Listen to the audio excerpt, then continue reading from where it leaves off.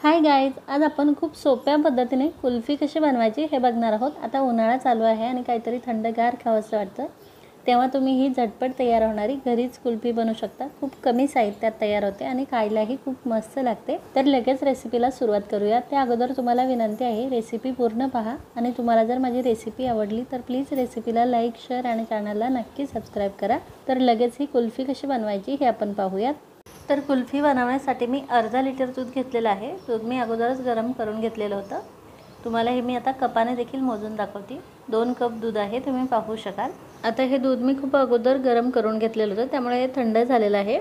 तर हे मी पुन्हा गरम करायला ठेवलंय। तसेच पातेल्यात थोडंसं दूध ठेवलेलं आहे। या दुधात मी आता 1/4 कप मिल्क पावडर घालते आणि हे मिल्क पावडर या दुधात व्यवस्थित मिक्स करून घेते। आता हे मिक्स केलेली मिल्क पावडरची पेस्ट मी कढईतल्या दुधात घालते आणि हे व्यवस्थित मिक्स करून घेते। मिल्क पावडर जर आपण जास्त दुधात घातली किंवा गरम दुधात जर घातली तर त्याच्या गुठळ्या होतात आणि मग ते मिक्स करायला थोडासा प्रॉब्लेम होतो। त्यामुळे थोड्या दुधात आपल्याला मिल्क पावडरची पेस्ट बनवून घ्यायची आहे आणि त्यानंतर ती दुधात घालायची आहे। आणि आता हे दूध गरम होतोय तोवर लगेच आपल्याला 3 टेबलस्पून वेगळं दूध घ्यायचं आहे। त्यात आता 2 टेबलस्पून कॉर्नफ्लोअर घालायचे आहे आणि त्याची देखील आपल्याला पेस्ट बनवून घ्यायची आहे। कॉर्नफ्लोअर देखील आपल्याला डायरेक्ट दुधात घालायचं नाहीये, नाहीतर मग त्याच्या देखील गुठळ्या होतात। कॉर्नफ्लोअरची आपल्याला अशी स्मूथ पेस्ट बनवून घ्यायची आहे। तुम्ही पाहू शकाल यात बिलकुल गुठळ्या वगैरे नाहीये।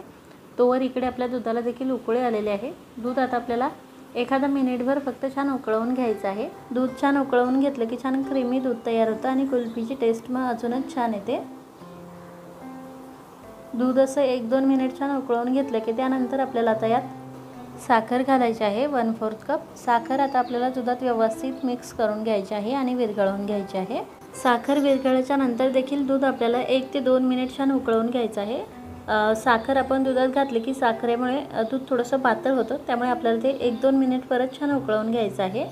आणि त्यानंतर आता आपण जी कॉर्नफ्लोअरची पेस्ट बनवलेली आहे ती थोडी थोडी पेस्ट यात घालायची आहे आणि हे व्यवस्थित मिक्स करून घ्यायचं आहे। तसेच याला कंटिन्युअसली हलवत राहायचं आहे, नाहीतर मग कॉर्नफ्लोअरच्या गुठळ्या होतात। गॅसची फ्लेम कमी करायची आहे आणि याला सतत असं कंटिन्युअसली हलवत राहायचं आहे। सगळी कॉर्नफ्लोअर पेस्ट मी यात घातलेली आहे। याची कन्सिस्टन्सी तुम्ही पाहू शकाल।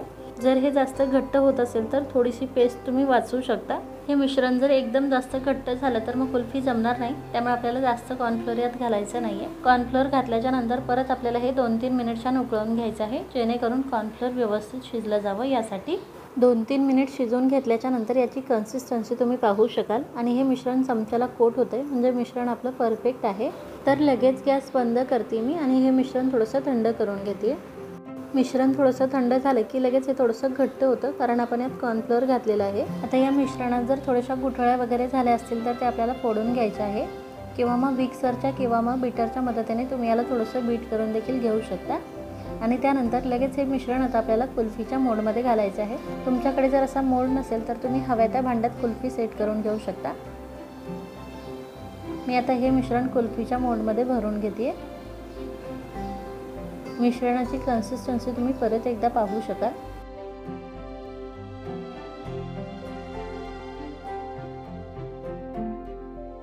सर्व मोडमध्ये मी कुल्फीचं मिश्रण टाकून घेतलेलं आहे आणि आपल्या 6 ते 7 कुल्फ्या आरामात तयार होत आहेत। तुम्ही आता याला असे झाकण लावू शकता किंवा मग ॲल्युमिनियम फॉइलने पॅक करून घेऊ शकता, जेणेकरून यावरती आईस क्रिस्टल जमा होणार नाहीत।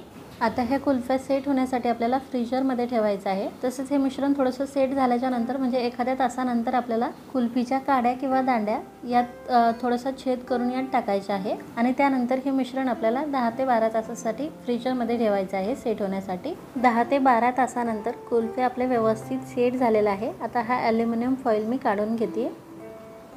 बिलकुल यावरती आईस क्रिस्टल वगैरे जमा झालेले नाही आहे आणि खूप छान कुल्फ्या आपल्या सेट झालेल्या आहे, तुम्ही पाहू शकाल। आता आपण ह्या काढून घेऊयात। त्यासाठी आपल्याला हे थोड्या वेळ थंड पाण्यात धरायचं आहे, म्हणजे कुल्फी निघायला सोपे जातात।